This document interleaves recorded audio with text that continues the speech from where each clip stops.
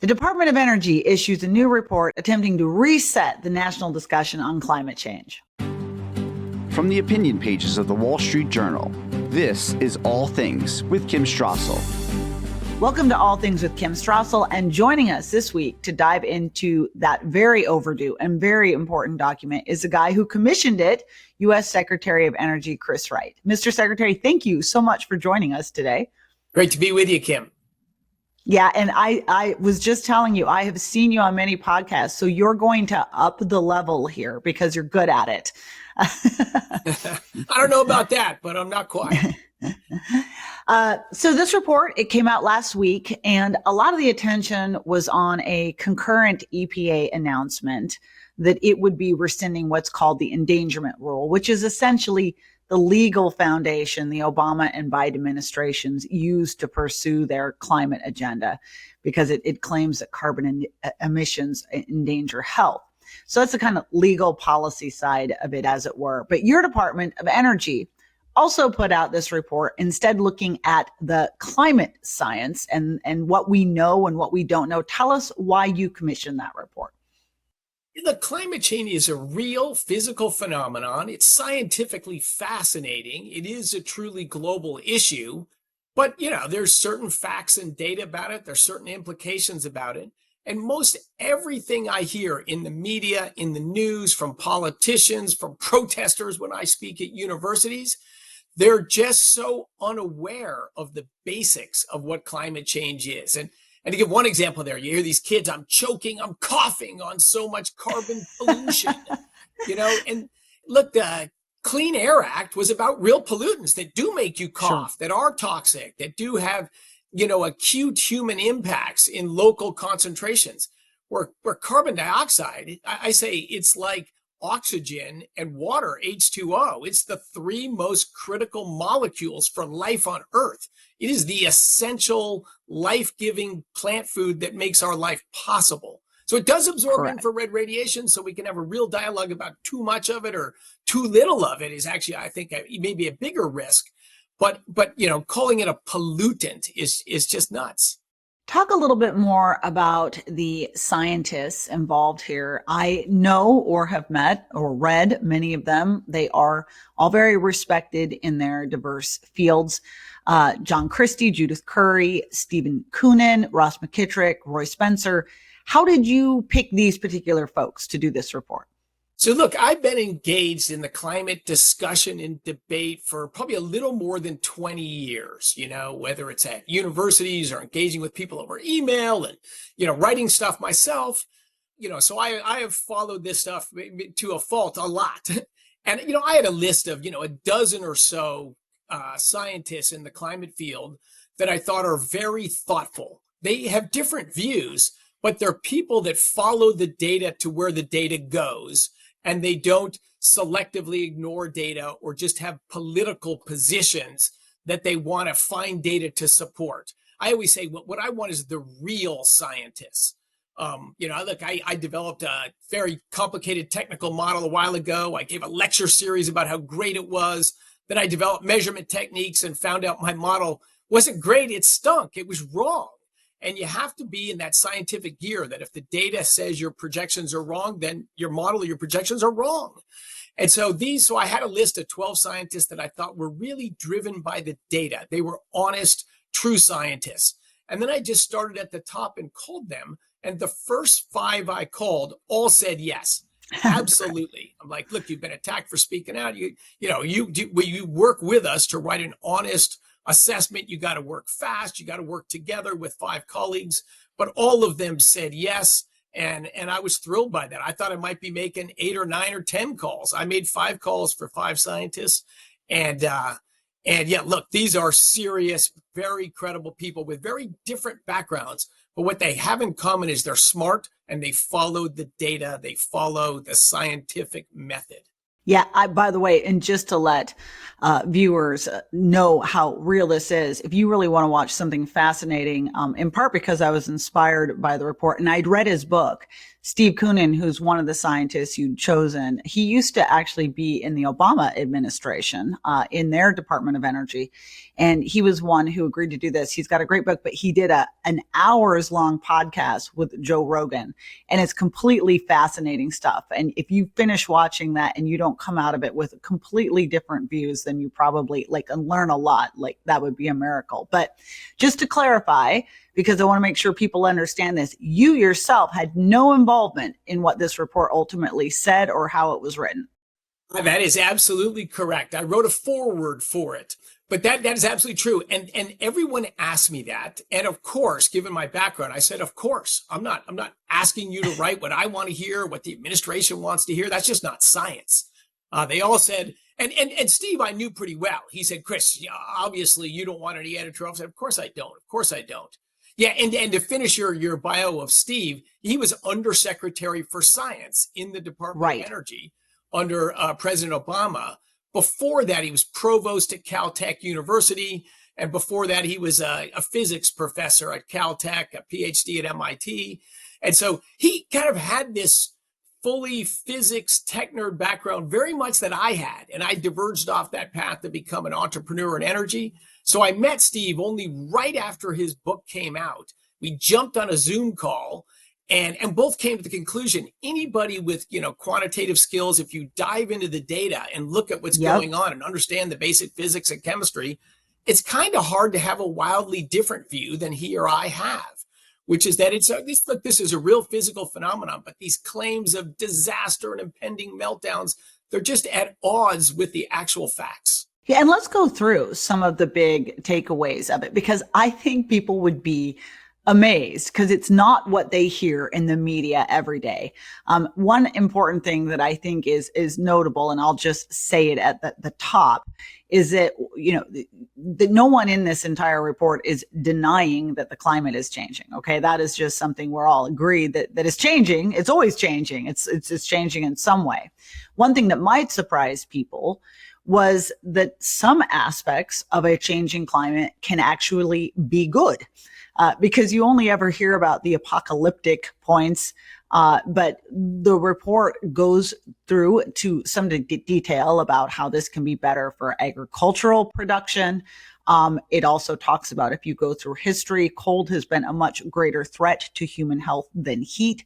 More people die from cold every year. It might also surprise people that we still don't know the extent to which humans really affect the climate. And that's what I would like to have you talk about a little bit, because that's going to be really confusing to some folks out there, because all they hear is that, well, the consensus is that humans are causing massive damaging climate problems. That's what you constantly get from the media reframe on this. How do you put those two things? How do you explain that to folks who might be surprised with what this report says compared to what they have heard nonstop for more than a decade now? Because, of course, everyone says that, and again, Republican politicians, Democratic politicians, the media everywhere, because that's what they hear. But it shows they don't actually read. And of course, why would people read these giant, bureaucratic, kind of clunky Intergovernmental Panel on Climate Change reports, the IPCC, that you hear about? The problem with the IPCC is actually like a Department of Energy report on LNG exports. There's the report that's done by the scientists, and then there's the release, or the summary for policymakers, as they call it in the IPCC world, that's written by politicians. And it is striking. There are things just directly contradictory to the science in the summary for policymakers than what's actually in the reports themselves. And the biggest thing there that I think everybody hears is that weather extremes, storms are getting stronger and more frequent, and the damage of this is taking an increasing toll on society, and hence we're in a climate emergency. Like, none of that is true, and none of that is claimed in the Intergovernmental Panel on Climate Change reports. These are the reports written by people that have dedicated their life to climate change. If you thought, it's a real thing, but it's not that big of a deal, where you're not going to spend your whole life as an author of an IPCC report. It's sort of self-selecting for the people most interested in climate change. They're honest scientists for the large majority of them, but they're the most interested in this thing. Maybe they think it's the most important, it's the most exciting to them.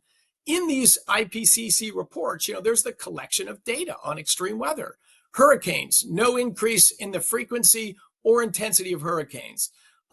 Floods, droughts, no increase in the frequency or intensity of them. The only meaningful extreme weather event that shows a trend, and it's not a huge trend, is tornadoes, and it's downward. There's like 50% less extreme high energy tornadoes today than 50 years ago. We don't know why, but that was sort of a favorable trend. Most all of them have variations from year to year. Some of them have decadal oscillations, so they go through phases of stronger and weaker, but none of them show a scary upward trend. And my punchline, if you look at the deaths from extreme weather, they've just declined like a stone throughout the last 100 years, including in the last 20 or 30 years. So your risk of dying from extreme weather is the lowest we've ever had data on, but yet 20% of kids report nightmares about fears of climate change. Like, how do those go together? And that's despite the fact that we have much greater populations in a lot of these areas that are hit as well, too. And that's all useful information out there as well about not conflating the economic damage of a storm with meaning that it's actually a bigger or worse storm. It just might mean that there were more things in its path to actually get wrecked. And people conflate those things too often with really sloppy consequences for the science. Would you also say that this statement is true? Because I think this is also just worth having the conversation about in the broader debate, is that, if you look at many areas of science, I mean, we've been studying physics for millennia now, right? I mean, there's been a lot of work done and a lot of people coming up with theories and then them getting knocked down, and we crawl our way forward, but we have a pretty good understanding, right? Although still with stuff we can learn. Climate science is new. It's in the grand scheme of things, it's kind of in its infancy, and we're still learning a lot. Is that not an accurate statement? Oh, yeah. Look, it's an incredibly complicated system. This is a tightly coupled, chaotic system. And, best exemplified by weather forecasts. We get better at weather forecasts now. 50 years ago, maybe you could have a reasonable projection out 4 or 5 days. Today, it's closer to 2 weeks. There's people in the AI world that tell me that we can do a reasonable projection all the way out to a month today. I've never seen that, but that is a claim of massive advanced computing going out a month. That's just how complicated these phenomena are. So when you come back and report with this little knob CO2 concentration, I'm going to dial into 1/10 of a degree the temperature at the end of the century. Yeah, that should be greeted with a little bit of skepticism. There's some reality. It is a warming fact. There's a bias. There's an upward average trend. But yeah, this, attributing this storm, this much damage came from climate change. These are stretching science beyond science. That's going into science fiction. One other thing, just to throw this out, one more item from this report that I think might surprise people, but is very important because I want to broaden this out, and this is a way of doing this. But I think it would surprise people. A couple of other findings. One was that there's not been so far, and they're not projected to be, a lot of negative economic effects from this. And moreover, the U.S.'s ability to change global climate is extremely limited. And even if we were to take some very drastic policy measures, it would generally have a negligible effect on global climate trends, correct? That is correct. And that's another part of the IPCC reports that not only is never read, but as you just pointed out, Kim, it's never even talked about. In some of the stuff I've written in the past, I put out the summary of what are the economic conclusions of the IPCC authors. They survey all the economic literature on climate change. And yet our current warming trends, the projections are maybe at the end of this century, we might lose a few tenths of a percent, or maybe 2, 3, or 4% per capita income if we do nothing about climate change by the end of this century. But in that same model, with economic growth projected ahead, we're about 400% richer than we are today. So, we might be our great-great-grandchildren might be 400% richer than us. Or in the worst case, if you take kind of outer bound scenarios, well, they might only be 380 or 85% richer than us. I don't know if that categorifies as a climate catastrophe or, this disaster meme around something projected to be relatively modest. And even in the words of the climate economists, they'll say, look, climate impacts are nowhere near as important as education policy or trade impacts or efficiencies and things. So the people studying these things closely, I think, are reasonably sober and reasonable about them. The problem is you never hear from them. Only the most extreme ones that made the dramatic, the Statue of Liberty is going to be underwater. The people that make the crazy claims, they're the newsworthy ones. So they're the ones that are put on TV all the time, but they're not representative at all of the consensus. Now, consensus does not mean correct, but just the center point of people looking at this. Yeah, their view of climate change is a very slow moving but significant process. Nothing about alarmism, nothing about disaster, all the crazy stuff you hear. It's that's out of line with sort of mainstream climate science and mainstream climate economics, not the 5 authors of this report. They're just making accessible to the broader public, or at least the moderately scientifically inclined public, to get in tune with what do we think we know about climate change to date. They don't talk a lot about projections because no one knows the future. But I think we've got 100 years of pretty good data. That's a good place to start when you're trying to think, how might things be in another 10 or 50 or 100 years? Yeah, and that's what I loved about this report. If you go through it, every single statement in there is just common sense, and you can't really disagree with it if you're looking at the numbers and the data. They really summed up the state of climate science at the moment. You just used a word which I think is so important. I want to meditate on this a minute and kind of widen this out just a little bit. Why I like this report and the way you framed it in your letter, the introduction that you wrote at the beginning, is that we as a country and as a member of this globe, we're always facing myriad problems. And it's impossible to prioritize which of those to focus on because, by the way, we do have limited focus and limited resources to sort of manage some of these to a certain degree if you don't have the whole picture. And I remember being very impressed by Bjorn Lomborg, another respected scientist who started out quite a while ago, gathering together scientists and economists and asking them to do this little exercise every year where they studied some of the biggest problems in the world. And then he asked them to prioritize them in terms of which we could make the most progress on and get the most bang for the buck. And routinely in these exercises, an enormous agreement emerged between all these scientists and economists. The climate didn't really rate very high, not next to tackling malaria or HIV/AIDS or poverty. And I know this is something you have long been passionate about. And you put that in your introduction, that perhaps the world's greatest problem at the moment is actually energy poverty. And to fix that, to truly lift people up, we need reliable, affordable energy. Yes?